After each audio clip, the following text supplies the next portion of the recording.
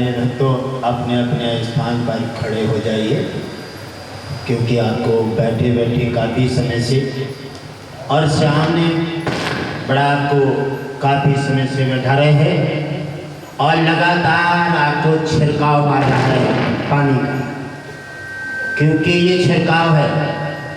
अब गुरुदेव कटा ज्ञान अमृत पान कराएंगे, क्योंकि छिड़काव से पौधा जो है वो हरा हो जाता है, थोड़ा उदासीन है।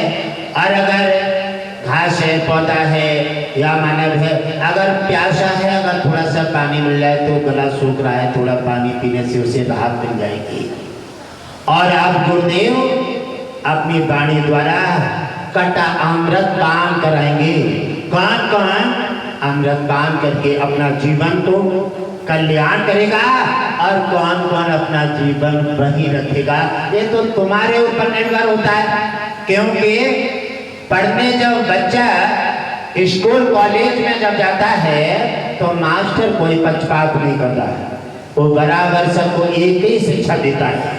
लेकिन कोई पढ़ करके डीएम और आईएएस बन जाते हैं और कोई घास पे ही लगे रहते हैं, घास छीलने लायक रहते हैं। पढ़ेंगे, पैसा खर्च करेंगे, समय खर्च करेंगे माँ बाप का, और अपना भी जीवन कीमती बेकार करेंगे, लेकिन रहेंगे वहां के भाई काक पढ़ाई पिंजरा, पढ़ गए चारों वेद और जो सुध आई कुटुंब के रहे भेड़ के भेड़।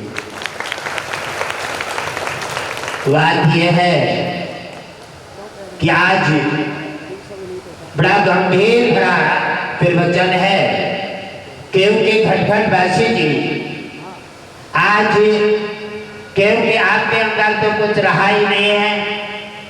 चाहे गाय मरी पड़ी हो, चाहे बछड़ा कोई मार डाले, चाहे कोई गाड़ियों में भर के ले जाए, कोई फर्क नहीं है। अगर गाय दूध देने वाली हो और देख रहा है कि दूध दे रही है तो सब लड़ जाओगे कि गाय के पीछे मैं ले जाऊंगा कि मैं ले जाऊंगा। और अगर गाय कहीं मरी पड़ी है रोड के किनारे तो फिर अरे मेरे पास उतना कहाँ समय, सब के सब निकले चले जाएंगे रोड के किनारे से। आपका अमीर बिल्कुल मर गया, आपने दूध पिया है ऐसा कोई भी नहीं है, हिंदू मुस्लिम सिख ईसाई, जिसने माँ गाय का दूध नहीं पिया है। सब पर भार है, लेकिन किसी ने नहीं उतारा। जब तुमने किसी का फर्ज नहीं निभाया तुम्हारा कौन निभाएगा। कारण यही है, जब गुरुदेव गहराई से देखते हैं कि हम लगातार संकट काटना चाहते हैं और तुम्हें मार्ग दे करके और सुख में बचाना चाहते हैं, लेकिन तुम वहां के वहीं दिखाई देते हो। ये कारण यही है कि आपने किसी के साथ अच्छा नहीं किया तो अच्छा होगा नहीं। और वह गाय जिसने सारा जीवन अपने बछड़े को दूध कम पिलाया और तुम्हें दूध पिला करके जब तुम छोटे छोटे थे, और गाय का और बकरी का ही मां के बाद दूसरा खिया दिया जाता है, और तब घटक घटक पी जाते हो, और जब बड़े होते हो और फिर आकर के बिल्कुल नमक हराम हो जाते हो। ये क्या तरीका है। इसी प्रकार भगवान विष्णु कहते हैं, आज गुरुदेव आज का सीन है, गुरुदेव आ रहे थे और झंडा फहराने के लिए रबड़ फैक्ट्री अपने ऑफिस पर, और देख रहे हैं गाड़ी 3-4 चली आ रही हैं, और रोड पर झुमका से थोड़ी आगे देख रहे हैं एक गाय मरी पड़ी है, गाय का सिर है ही नहीं। और जब गुरुदेव ने देखा, क्योंकि गुरुदेव अब गाय के राष्ट्रीय संरक्षक बन गए हैं, ये तो पहले से ही हैं, क्योंकि इनका जीवन है सेवा के लिए, गौ माता की सेवा, धरती की सेवा और पक्षी सेवा, हर सेवा का इनका दायित्व बनता है। अगर निभा लो तो ठीक है, और ना निभा लो तो फिर इस मानव जीवन में क्यों रह रहे हो। क्या करोगे, क्या करोगे इतने इतने बड़े डिब्बाओं का। छोटी सी बोतल ले लो, पानी पीना है तो प्राणी तो रखनी है, छोटे में ले लो। क्या जरूरत है इतने बड़े हाथ के, इतने बड़े पैरों की, क्या जरूरत है। अरे तुम्हारे घट जोड़ करके और तुम्हारा परिवार बनाया है, अब बैठ जाओ खड़े खड़े, क्योंकि हम सत्संग में चले गए तो तुम खड़े खड़े परेशान हो जाओगे, क्योंकि तुम परेशान न हो और बाकी दुनिया में कोई परेशान हो, उससे तुम्हें क्या लेना देना है। क्योंकि तुम्हारा खेत एक पौधा न सूखे और दूसरे की पूरा जंगल सूख कर बेकार हो जाए। तुम्हारा केवल एक घूंटा दूध मिल जाए और गाय का कुछ भी हो, तुम्हें कोई लेना देना नहीं है।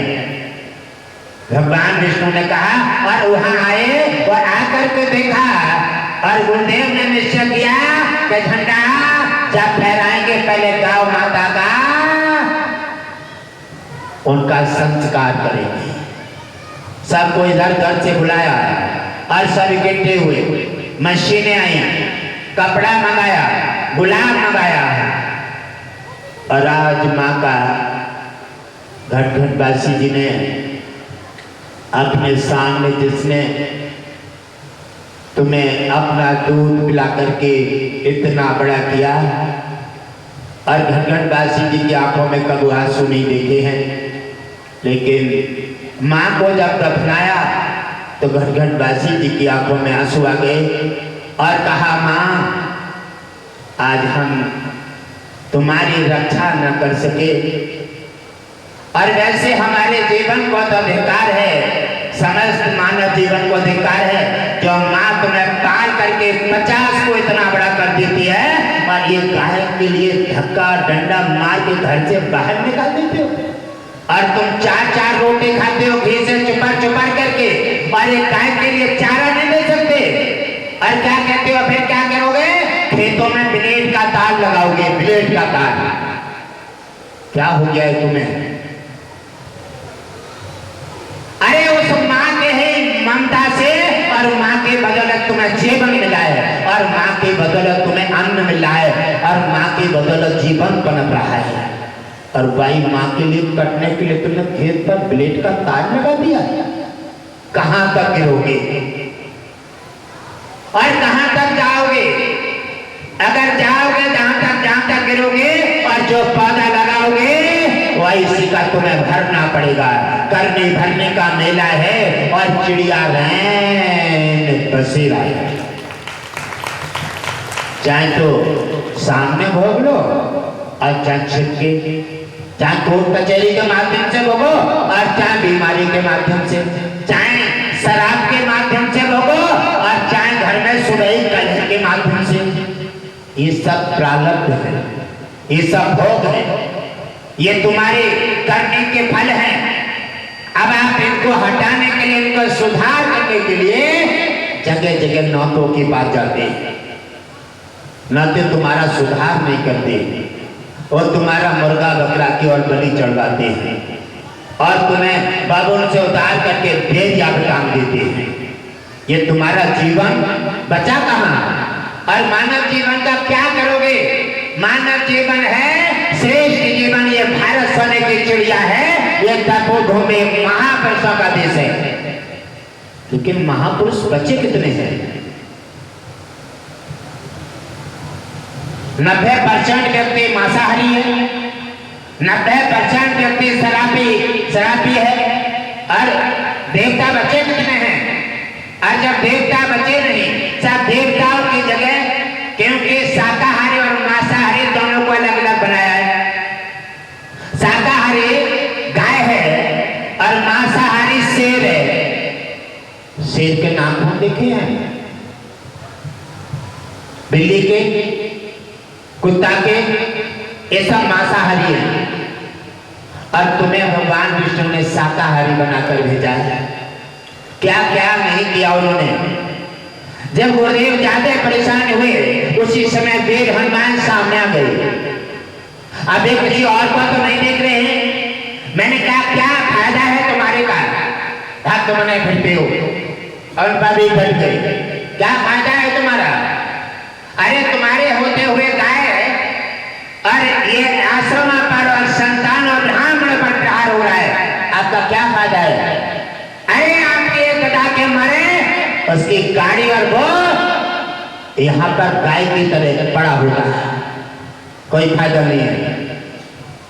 और मैंने कहा अगर अगर भक्ति को सार्थक रखना है, अगर दुनिया में धर्म जीवित रखना है और साधु संत और भारत को अगर रखना है तो थोड़ी गदा उठा लो, ऊंची करो और दुष्टों का संहार करो। गाय मारने वाले को तुरंत उसका सफाया करो और गाय माता के साधु संत ब्राह्मणों के सहायता करके और अपना भक्ति का वर्चस्व बढ़ाओ। वीर हनुमान, आपको भक्ति मार्ग से आपको भगवान विष्णु ने राम रूप में बड़ा श्रेय दे करके और साधु और सनातन की रक्षा को तुम्हें छोड़ दिया। बोले लेकिन हमने कहा कोई फायदा नहीं है। जैसे आज हम कह रहे तुम्हारे जीवन का कोई फायदा नहीं है, आपने फर्ज नहीं निभाया। पढ़ने लिखने कहे, अगर गुरुदेव की बात को नहीं माना और पढ़ लिख करके शिक्षा आपने पूर्ण नहीं की तो आपको पढ़ाई लिखाई का कोई लाभ नहीं मिला, आकर घास ही छीलने पड़ी। पढ़ाई लिखाई क्यों पैसा बर्बाद कर रहे हो? ऐसे ही लोग जब कुछ नहीं करना है तो ऐसे ही अगर मानव जीवन के उत्तम धरोहर नहीं पानी है, फर्ज नहीं निभाना है, आपको क्या क्या काम सौंपे हैं भगवान विष्णु ने, आपने समझे हैं? अब नहीं समझे हैं तो देखो तुमसे अच्छे कौन कौन हैं। आप क्या कहते हो गर्व से, हम ठाकुर हैं, हम पंडित हैं, हम नाई हैं, गर्व से अपने जाके बखानते हो। अरे तुम छोड़ो, जाति कहां से आई? सबसे पहले तीन देवता है, ब्रह्मा, विष्णु और तीसरे कौन है बताओगे कोई? महेश। हाँ, महेश से शंकर जी कहते हैं, भोलेनाथ कहते हैं। अब कामकाज क्या है इनका? विष्णु का काम है पालन पोषण करना और शंकर जी का काम है मरे को संभालना। शमशान में रहते हैं। धन धन्य भोले भंडारी, कौड़ी नहीं रखी खजाने में, और तीन लोग बस्ती में बसाए गए, आप बसे वीराने में। आपने कहाँ बसे? शमशान में जाकर। तुम्हारे लिए ऐसी गाड़ी दे दी, बड़े बड़े मोबाइल फोन दे दिए, हाँ, और कैसे कैसे मकान दिए हैं, और ऐसी मकानों में लगा के दे, फिर भी संतुष्ट नहीं हुई। फिर भी भोले बाबा पर एक गिलास जल चढ़ाने की फुर्सत नहीं है, फिर भी कामर लाने की फुर्सत नहीं है, और फिर भी उनकी आज्ञा मानने की फुर्सत नहीं है। और फिर जब लास्ट में अंतिम संस्कार होता है, संस्कार तीन है, जन्म संस्कार, विवाह संस्कार और मृत्यु संस्कार। अंतिम संस्कार भोलेनाथ के पास जाता है, और मरे भय जब जाते हैं तो उन्हीं के शमशान में जाते हैं।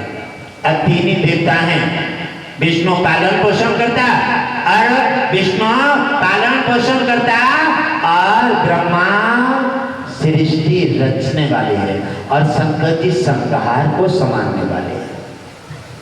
अब शंकर ब्रह्मा जी एक ही है सृष्टि बनाने वाले, तो ब्रह्मा जी से कुछ कह देते हैं कि ब्रह्मा जी के जो है रचना जो है, ब्रह्मा से जो पैदा हुए सब ब्राह्मण हुए। ठीक बात है, ब्राह्मण से ब्रह्मा से सब पैदा हुए, ब्रह्मा की सब संतान है, और कोई रचने वाला नहीं था। फिर और बाकी कहां से आ गए? कोई बताएगा ना, बाकी कहां से आए?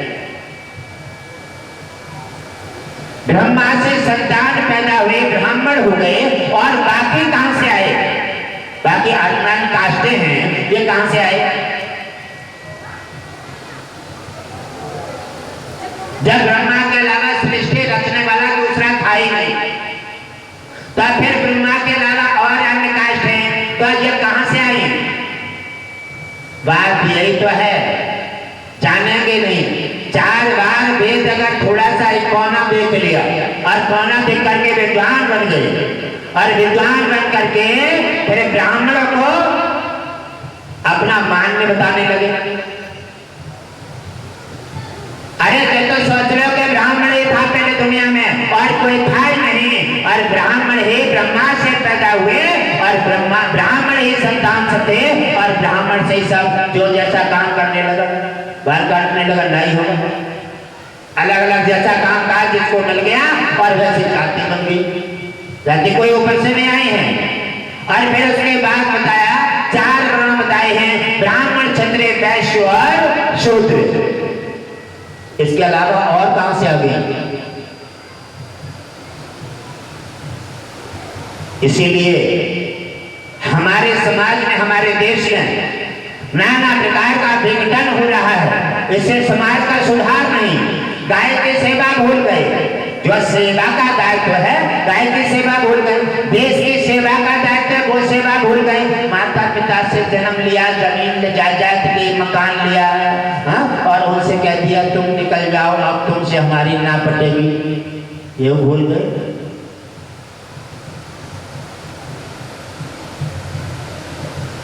अच्छा ये बड़ा बताओ कि सृष्टि के सर्जन के समय पर, सृष्टि के सर्जन के समय पर मानव जीवन की रचना में सबसे ज्यादा योगदान किनका है? कौन है महत्वपूर्ण? बताएंगे कोई?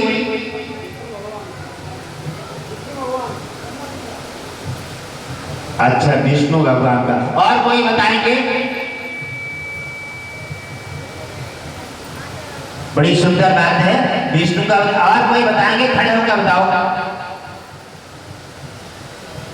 खड़े होकर बताओ।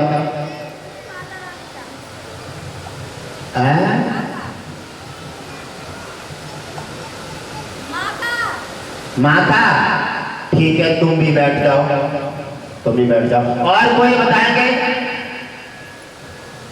और कोई जिसके मन में क्वेश्चन आ रहा है बता सकते हैं? यह तो विष्णु जी का दरबार है, और आप अपने मन में जो आ रही है बताइए। और कोई बता सकते हैं? देवताओं में बता सकते हैं, देवियों में बता सकते हैं? बताओ कौन बड़ा है? उन्होंने कहा माता बड़ी है, उन्होंने कहा विष्णु जी बड़े हैं। और कोई बताओ भाई?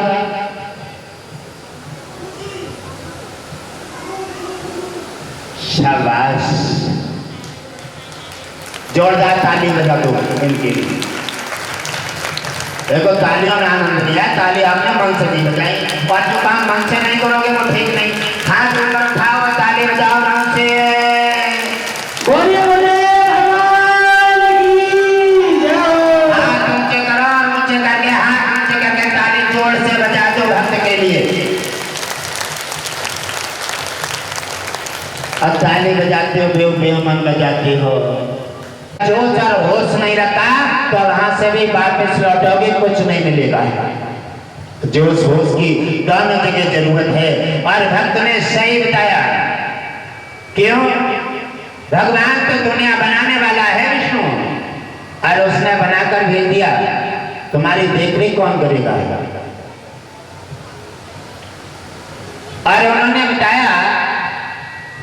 बताया वो भी बात सही जुड़ जाती है कि माता सबसे बड़े गुरु होती है पहली, क्योंकि जब बच्चे का जन्म होता है तो मलबा से निकालती है, अब मलबा से निकाल करके उसे गीले में सुखाती है, और अपना स्तनपान करा के और उसका जीवन देती है।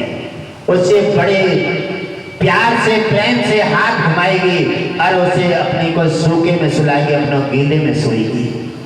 माँ पहली गुरु है, और गुरु के बिना दुनिया में कुछ नहीं मिल सकता, क्योंकि माता ने उस बच्चे अज्ञान अबोध के लिए, क्योंकि इसमें कुछ नहीं है, केवल जन्म हुआ जैसे डिब्बा, और जन्म होने के बाद माता ने उसमें अपना योगदान लगाया, अपना पाला पोसा सूखे में, और हर तरह से उसे प्रेम दे करके उसे बोलना सिखाया, मम्मी, पापा, भैया, ये सब कहना सिखाया। तो सबसे पहले गुरु है माँ, और माँ के बाद माँ भी सीढ़ी उसके गुरु में आती है। तब गुरु के बिना संसार में कोई भी प्राणी कुछ न पाया है और न पा सकता है। भगवान तो बात की चीज है, कहते हैं गुरु गोविंद दोनों खड़े, काके लाकुं पाए, और बलिहारी गुरात के गोविंद दिए बताए।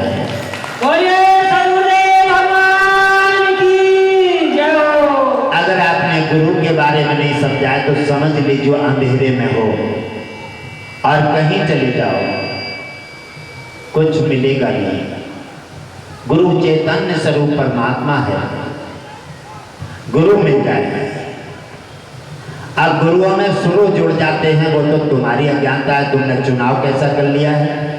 गुरु मिल जाए, और गुरु जब मिल जाएगा तो तुम्हें हर संकट से बचा करके और तुम्हारा कल्याण कर देगा। अब देखो भक्तों की श्रेणी में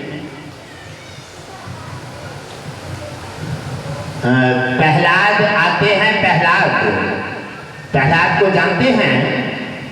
प्रहलाद कौन सी जाति में थे? तो बने दैत्य और देवता।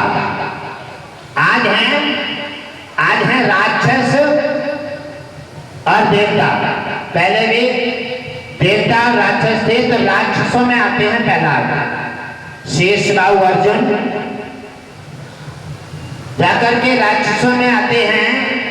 तो जाकर के उन्होंने देखा प्रहलाद का जब जन्म हो गया भगवान विष्णु की उपासना करके, और भगवान विष्णु को उन्होंने प्राप्त कर लिए, और प्राप्त करने के बाद प्रहलाद का विवाह हुआ, और विवाह के बाद उनका एक पुत्र हुआ जिसका नाम था बिलोचन। और पुत्र बिलोचन भी भगवान विष्णु का उपासक था, क्योंकि पीढ़ी दर पीढ़ी जिस परिवार में जो चल रहा है, गड़सा चल रहा है, तो संतान सीखेगी तो गढ़ से ही बताएगी। संतान शराब चल रही है तो संतान देखेगी तो शराब ही पिएगी। ऐसे जिस घर में भगवान विष्णु की पूजा याचना होती है और गुरु को माना जाता है, तो वो बच्चे भी गुरु का सम्मान करेंगे और भगवान विष्णु की पूजा याचना करके अपना कल्याण करेंगे। और पुत्र बिलोचन ने सूर्यदेव की उपासना की, और सूर्यदेव की उपासना करके सूर्यदेव भगवान प्रकट हुए और उन्होंने एक मुकुट दे दिया और कहा कि हे बिलोचन, ये मुकुट जब तक तुम्हारे सिर पर रहेगा तब तक तुम्हें मारने वाला धरती पर पैदा नहीं होगा। अब बिलोचन अपना मुकुट जहां भी जाते थे धारण करते थे, और एक बार क्या हुआ, बिलोचन जब राजा बन जाते हैं तो उन्होंने घोषणा कर दी, इसको जो पद मिल जाता है वही काम काज करता है। घोषणा कर दी क्या ये मेरे भगवान विष्णु की कृपा है। अब ये पूजा देवतन की क्यों होती है? ये वर्षा होती है तो ये भगवान विष्णु के माध्यम से होती है।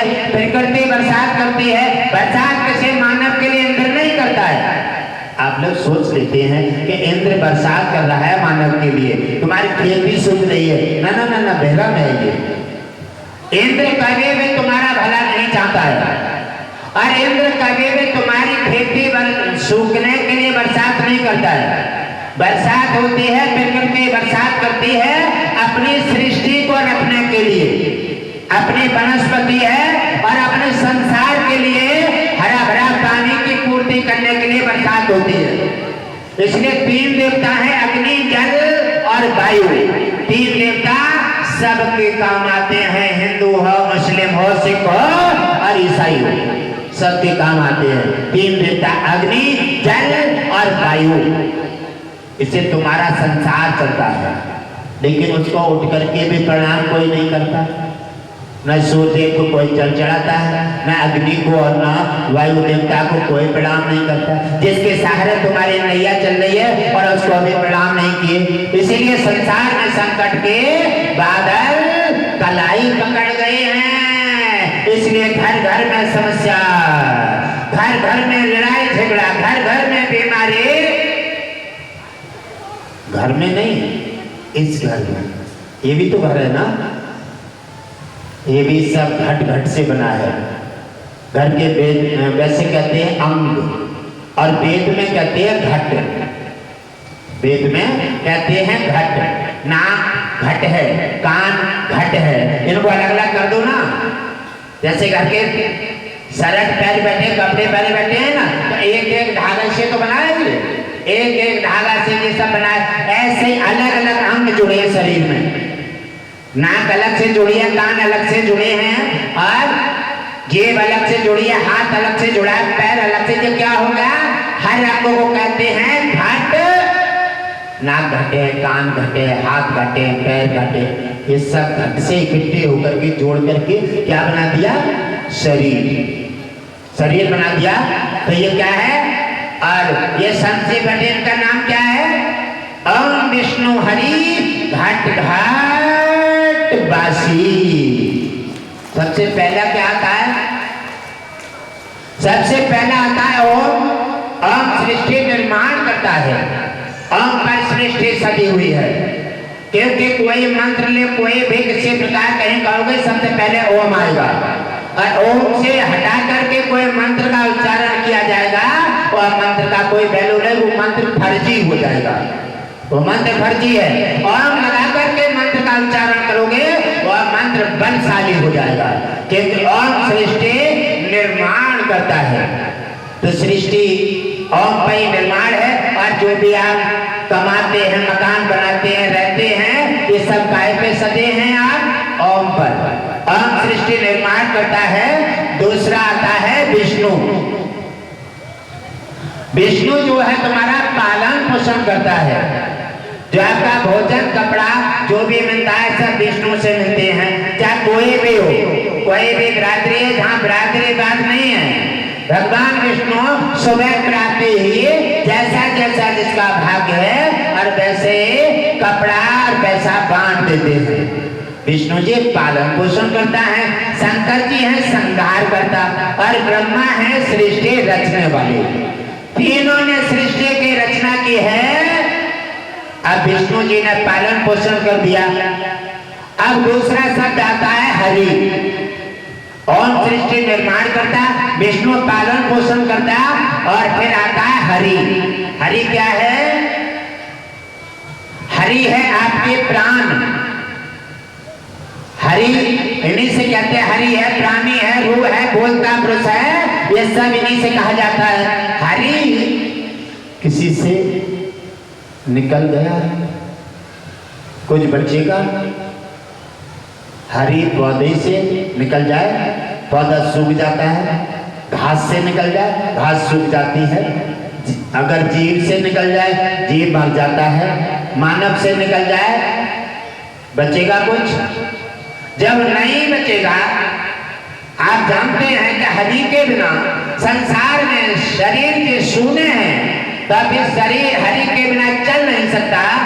फिर हरि के बिना छोड़ करके दुनिया जानती है कि हम कुछ ले जाने वाले नहीं हैं। फिर भी छल, कपट, धोखा, गद्दारी, बेईमानी, दलाली इतनी चरम सीमा पर है जिसका कोई ठिकाना नहीं। हरि निकल गया तो जीवन काया समाप्त हो जाएगी, और हरि निकल जाने बाद दुनिया वाले क्या करेंगे? चाहे 1 लाख को बैठ लाओ, चाहे 50 लाख को। हाँ, और बैठ एक दिन पहले लाई और दूसरे दिन हरी निकलवा, तो तुम्हें बेड पे रखो जाएगो? रखे हो कोई बेड पे? खींच के नीचे डाल लो जाएगो। क्या दुर्दशा होती है तुम्हारी, फिर भी समझ में नहीं आए। क्या जब दुनिया तुम्हारे लिए जलाकर रेत बना देती है, तुम्हें बेड से खींचकर नीचे डाल देती है, और तुम्हारा सब छीन करके तुम्हें शमशान में मोटा ठंडर रख के और आग लगाकर तुम्हारी रेत बना दी जाती है, फिर भी तुम उनके लिए अपराध करते हो? उनके पीछे दलाली, बेईमानी, छल, कपट, धोखा, गद्दारी रातों तुम क्यों कर रहे हो? आज तक नहीं समझ पाए हो। ये बताएगा गुरु, और गुरु की बात को जो समझ लेता है उसका भव से बेड़ा पार हो जाता है। बोलिए विष्णु हरि धन्यवाद नारायण की जय हो। जाकर के उन्होंने देखा जब देवताओं की पूजा बंद कर देते हैं बिलोचन,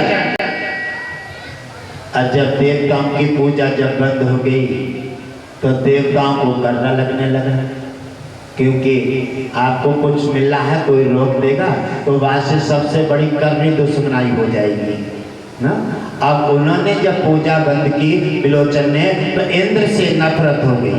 इंद्र कहने लगा इस बिलोचन ने मेरी पूजा बंद कर दी है, इसको मैं मृत्यु के घाट उतारूंगा।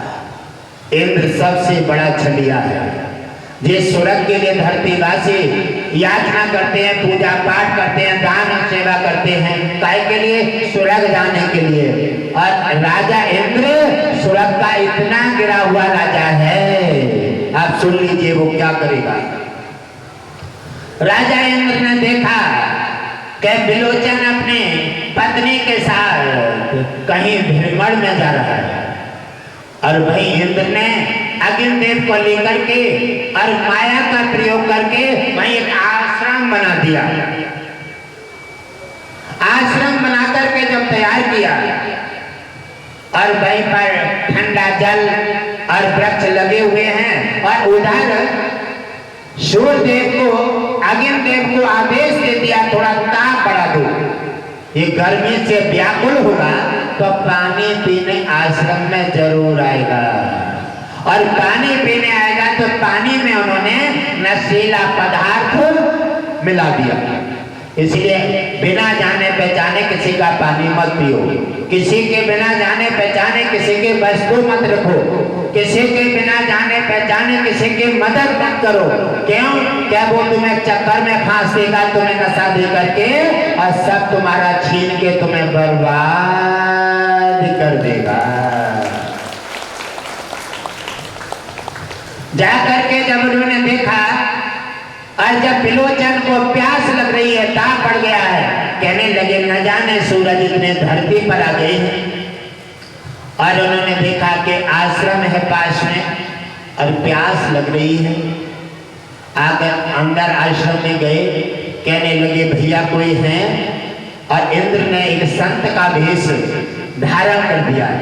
संत के भेष में डाकू, चोर, लुटेरे सब भरे हुए हैं, और बदनाम कौन होता है? संत का भेष, भगवाधारी। रावण ने सीता चुराई, कौन से भेष में चुराई? साधु भेष में चुराई, और बदनाम कौन हुआ वहां? साधु भेष। इसलिए अलग अलग रूपों से हर व्यक्ति के लोग जो है इसे भगवान को धारण करके और अपना षड्यंत्र रचते हैं, और नाना प्रकार के षड्यंत्र रच के और हमारे देश और समाज और सीधे साधे अच्छे लोगों को घात दे करके और अपनी मनोकामना पूरी करना चाहते हैं।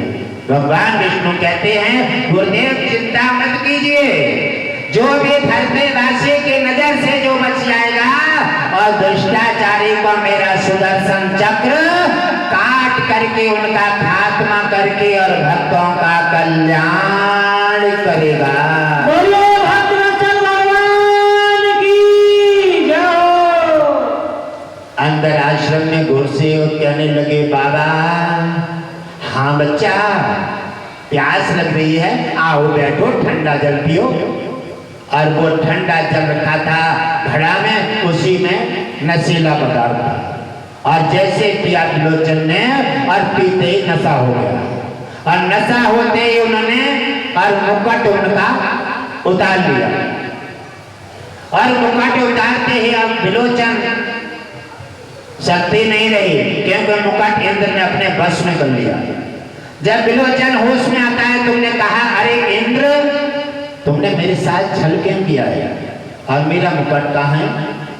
कहने लगे तुम तो बड़े वीर हो, और देवतन की पूजा बंद करा दी तुमने, अब तुम लड़ो, उठाओ अपने तलवार, और कायर मत बनो, मैं तुम्हें ललकार रहा हूं।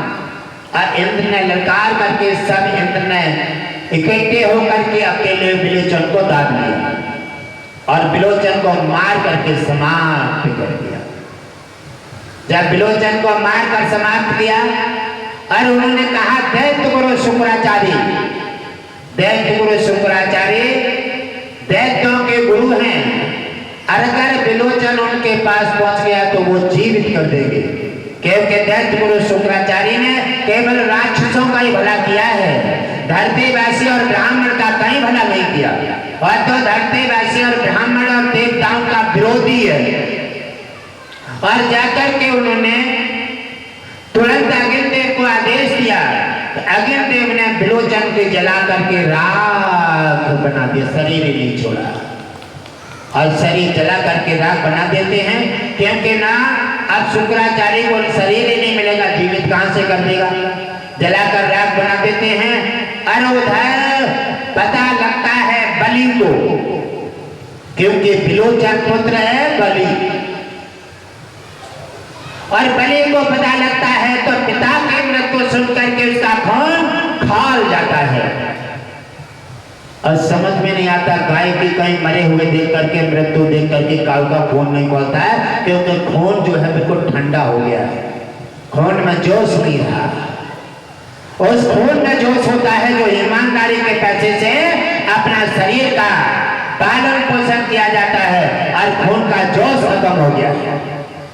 और उधर बलि के शरीर में खून में तैस आ जाता है, और तलवार उठा घोड़ा लेकर के और चल देता है, और जाकर के इंद्रलोक में पहुंचा और इंद्र से भिड़ गया।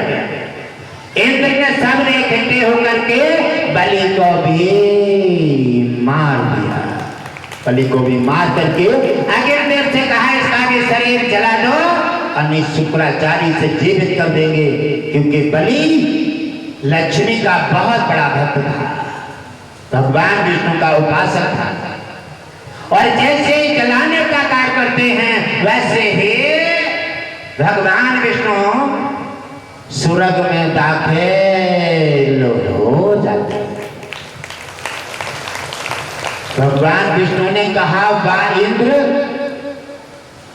अरे मैंने तो सुना ही नहीं, तुम्हारे स्वर्ग आने के लिए धरतीवासी पूजा याचना तपस्या करते हैं, और आप इतने गिर गए हैं, आपने ऐसे छल करके मेरे भक्त को मारा है, और एक बार जला दिया और दूसरे के जलाने की तैयारी कर रहे हो, इतने गिर गए हो। भगवान विष्णु ने संधि उसी वक्त इंद्र से हटा दी कि स्वर्ग में मैं कभी भी नहीं आऊंगा, और मैं तुम्हें सूचना देता हूं, और तुम्हें मैं इसी समय आदेश देता हूं कि ले जाकर के बलि को और दैत्य गुरु शुक्राचार्य के पास पहुंचा। इतना कहकर के भगवान विष्णु वहां से चले आते हैं, और उधर पवन देव को आदेश देता इंद्र, पवन देव वो शरीर को उड़ा करके हवा के माध्यम से बलि का शरीर जो था वो जाकर के शुक्राचार्य के यहां पहुंचा दिया। अब शुक्राचार्य ने अपनी संजीवनी विद्या से बलि को जीवित कर दिया, और जब बलि को जीवित किया तो बलि ने उठकर के गुरुदेव को अपने को प्रणाम किए और कहा, हे गुरुदेव, ये जीवन तो अब आपका है, क्योंकि मैं तो मर गया था, आपने ये जीवन दोबारा दिया है, अब ये जीवन आपका है, आप जैसे भी आदेश देंगे मैं वो कार्य करूंगा। शुक्राचार्य के मन में हमेशा भगवान विष्णु से और देवताओं से, धरतीवासियों से हमेशा नफरत भरी रहती थी। इसी प्रकार सोचा उन्होंने कि अब मौका आ गया है, और मौका है तो इस समय अपना हाथ मार लीजिए, और कहा बलि से कि अगर तुम मेरे इच्छा पूर्ति करना चाहते हो तो जाओ, इंद्र का मुकुट ला करके मेरे चरणों में रख दो। उन्होंने कहा पहले एक एक देवता को भस्म कराओ, और उसी समय बलि चल देता है। और उसी समय दैत्य गुरु शुक्राचार्य ने कहा कि पहले तुम्हें छल करके मार करके तुम्हें समाप्त कर दिया, अगर विष्णु जी ना पहुंच जाए तो तुम्हारा उसी समय तुम्हारी रेख बना देता, और आप फिर अकेले चल दी। ठहरो, मेरे यज्ञ में समता डालो। इस यज्ञ को छोटा समझ लेते हैं, यज्ञ में से कामधेनु निकली, ऐसा शस्त्र अशस्त्र सारी चीजें यज्ञ से प्राप्त होते हैं। यज्ञ ऐसी धरोहर है जो चाहो मन से कर लो, और जो चाहोगे वही यज्ञ से तुम्हें प्राप्त हो जाएगा। यज्ञ में समता डाली, और उन्होंने यज्ञ से विजय रथ निकाला, और विजय रथ में सभी शस्त्र अशस्त्र मौजूद हैं, और कहा ये लीजिए, अब जाइए बलि, अब तुम्हें कोई नहीं हरा सकता। ये विश्व विजय रथ है, इसमें बैठ करके तुम्हारी पूरे विश्व में विजय रहेगी, अब तुम्हें कोई नहीं हरा सकता। और बलि उसी पर जाता है चढ़ करके रथ पर, और इंद्र सब भाग जाते हैं। इंद्र के सब देवताओं के मुकुट बलि ने सब रथ में डाल लिए और देवताओं को सबको आजाद कर दिया। देवता सब भाग गए, इंद्रासन पर अपना कब्जा कर लिया और मुकुट ला करके दैत्य गुरु शुक्राचार्य के चरणों में डाल दिए। कहा गुरुदेव एक मुकुट की बात कर रहे थे, अरे जे सभी देवताओं के मुकुट संवारे, सभी देवताओं के मुकुट संवारिए। दैत्य गुरु शुक्राचार्य बलि को बड़े प्रसन्न हुए उन्हें देख करके, कि कहने लगे। तो उसी समय बलि ने कहा कि हे गुरुदेव, अब मैंने घोषणा कर दी है कि कोई भी व्यक्ति देवताओं की पूजा नहीं करेगा, और देवताओं की पूजा करते जो मिल गया उस पर हमारा प्रहार होगा। तो उन्होंने कहा कि ऊपर तो धरती देवताओं की पूजा बंद हो गई है, लेकिन मृतलोक में पूजा अब भी चल रही है। तो मृतलोक तो तुम्हारे क्षेत्र से बाहर है। उन्होंने कहा मेरा दुनिया में शक्तिशाली व्यक्ति का दुनिया में वर्चस्व होता है। इसी प्रकार उन्होंने कहा और धरती पर भी वार करना शुरू कर दिया।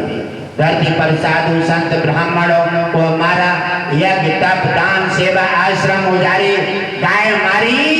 और जब ये देख करके भगवान विष्णु लक्ष्मी को बुरा लगा और उन्हें आकर के उन्होंने समझाया, जैसे गुरुदेव भक्तों को समझाते हैं कि अपराध मत करो, अपराध तुम्हारे लिए किसी दिन दुखदाई हो जाएगा। गुरुदेव कहते हैं आज्ञा का पालन करो, ये तुम्हारे लिए कल्याणकारी होगा। लेकिन नहीं माने, भगवान विष्णु और लक्ष्मी दोनों नाराज हो जाते हैं। और उधर इंद्र थे अदिति के, इंद्र थे अदिति के, और इंद्र जो है रोते चीखते हुए अदिति के पास पहुंचते हैं और अदिति से जाकर प्रणाम किए, कहने लगे माता हम तो बहुत परेशान हैं और हमें अब वो मार डालेगा बलि, क्योंकि वो हमें अब भागा भागे हम फिरते हैं, इसलिए अब क्या करें माता, कोई उपाय कीजिए। उन्होंने कहा ठीक है कि मेरे लिए भगवान विष्णु ने वचन दे दिया है। अदिति कहने लगी मेरे लिए भगवान विष्णु ने वचन दिया कि हम तुम्हें माँ कह करके पुकारेंगे और हम तुम्हारे यहाँ अवतार धारण करेंगे। धरती पे क्या कह देते हैं, कोई भगवान बन सकता है? कितनी बार देखोगे भगवान बनते हुए। अब अदिति के यहाँ भगवान विष्णु ने जन्म ले लिया तो अदिति भगवान की भी माँ बन गई, तो भगवान बनने में कोई कमी रह गई। और उधर जाकर के बनते हैं, क्या कहते हैं, उल्टा नाम जपत जग जाना और वाल्मीकि भय ब्रह्म समाना। क्या करके और भी 28,000 तपस्या करके और वो भी जाकर के कौन बन गए, उल्टा नाम जपत जग जाना वाल्मीकि भय ब्रह्म समाना।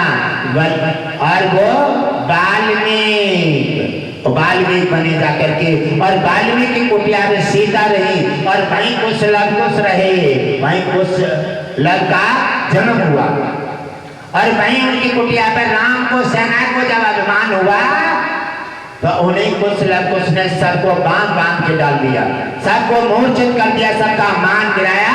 ये छोटे छोटे बच्चे क्या कर लेते, वो तो गुरुदेव की कृपा बरस रही, वाल्मीकि जी की। उनका नाम जपत जग जाना और वाल्मीकि भय ब्रह्म समाना। शिवकार उन्होंने जाकर के जब व्यवस्था देखी और उधर वहां जाते हैं और धरती पर व्यापार होने लगा। उधर वो अदिति के पास पहुंच जाते हैं। अदिति ने कहा पुत्र चिंता मत करो, मैं भगवान विष्णु के पास जा रहा हूं। अदिति भगवान विष्णु के पास क्षीर सागर पहुंची। लक्ष्मी जी पैर दाब रही है। अदिति ने भगवान को प्रणाम किया और भगवान ने अदिति को प्रणाम किया। भगवान ने अदिति को प्रणाम किया। अरे जिसको भगवान दुनिया बनाने वाला झुकने लगे वो का भगवान से कम है? अरे वो झुकता है उसी को जो उससे भी ज्यादा श्रेष्ठ होता है।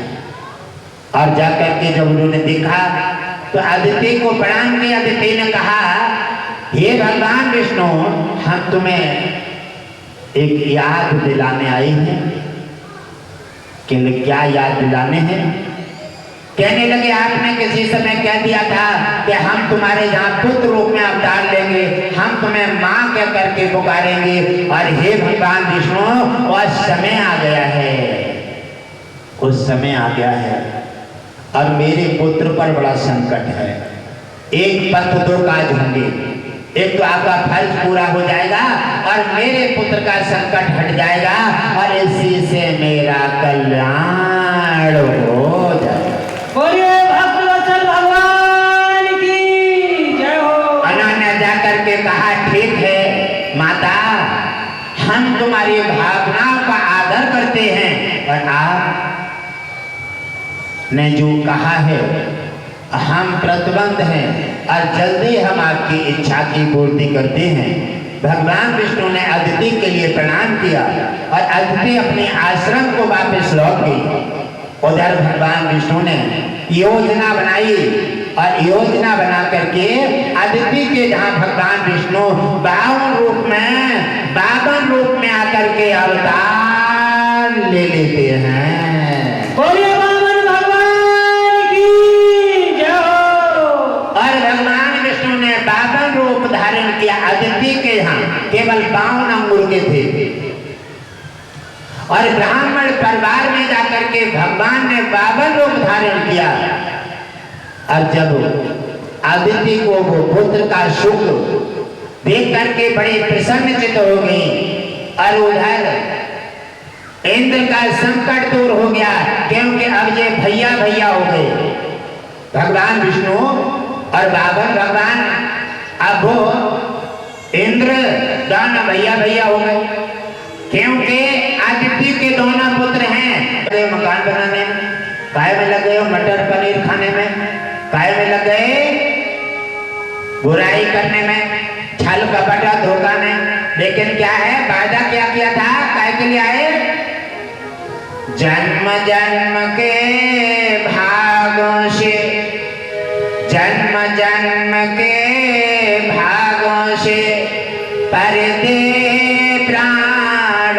पाता है। विष्णु भजन का वादा करके जीव जगत में आता है। आपने सबने वादा किया है, सब उल्टे लटके होते थे शंकु की भान, वही नहीं बचाया। और सब वादा करके आते हो हमें निकाल दो नरक से, हम तुम्हारा भजन करेंगे। और जहाँ आकर के माया में उलझ जाते हो वही